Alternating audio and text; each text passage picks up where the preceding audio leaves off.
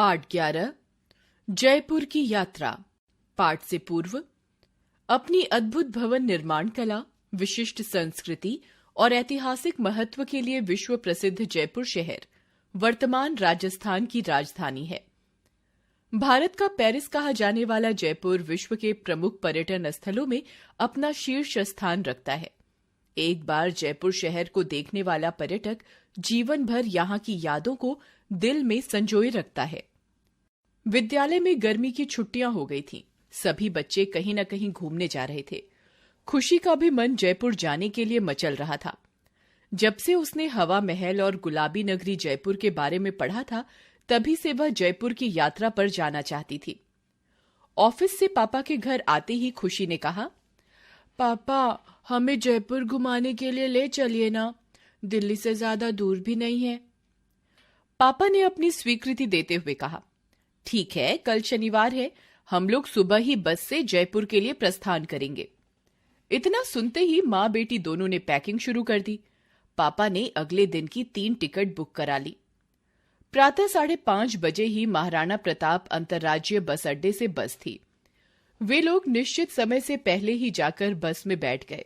Conductor ने बताया कि दिल्ली से जयपुर की दूरी 280 किलोमीटर है। 10 बजे के आसपास हम लोग जयपुर पहुंच जाएंगे। सही समय पर बस चल दी।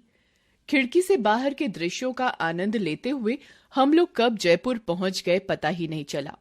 वहां हम सभी एक होटल में रुक गए। खाना खाने के कुछ समय बाद एक गाइड को साथ लेकर हम घूमने निकल पड़े। गाइड ने बताया कि जयपुर शहर का निर्माण महाराजा सवाई जयसिंह ने 1728 ईस्वी में करवाया था। इसीलिए इस शहर को जयपुर के नाम से जाना जाता है। जयपुर को सबसे नियोजित और व्यवस्थित शहरों में गिना जाता है।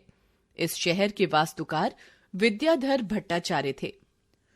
खुशी ने चलते चलते जिज्ञासावश पूछा, अंकल, जयपुर को गुलाबी नगरी क्यों कहा जाता है? बेटा, आपने बहुत अच्छा प्रश्न किया। मैं बताता हूं। 1876 में तत्कालीन महाराज सवाई राम सिंह द्वितीय ने ब्रिटिश सम्राज्ञी एलिजाबेथ और प्रिंस ऑफ वेल्स युवराज अल्बर्ट के स्वागत में पूरे शहर को गुलाबी रंग से सजा दिया था। तभी से जयपुर शहर का नाम गुलाबी नगरी पड़ गया। सबसे पहले हमने हवा महल देखा। इसका निर्माण 1799 ईस्वी में हुआ। यह 5 मंजिली इमारत है। हवा महल में कुल 953 खिड़कियां हैं।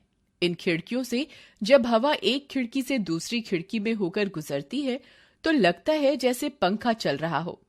राजघराने की महिलाएं शहर का दैनिक जीवन व शहर के जुलूस देख सकें, इसी उद्देश्य से इस इमारत की रचना की गई थी। हवा महल से जाने का किसी का मन नहीं हो रहा था, लेकिन दूसरी जगह भी घूमना था, इसलिए जाना पड़ा। इसके बाद हम लोग जंतर मंतर देखने पहुंचे। जंतर मंतर वेधशाला जयपुर जयसिंह द्वारा बनवाई गई 5 वेधशालाओं में सबसे विशाल है। इस विश्व प्रसिद्ध वेधशाला को 2012 में यूनेस्को ने अपनी विश्व धरोहर सूची में शामिल किया है। मध्यकालीन भारत के खगोल विज्ञान की उपलब्धियों का यह एक जीवंत नमूना है। गाइड ने बताया कि सिटी पैलेस एक दर्शनीय स्थल है। इसके बाद हम सिटी पैलेस देखने पहुंचे। सिटी पैलेस पुराने शहर के मध्य में स्थित पूर्व शाही निवास है।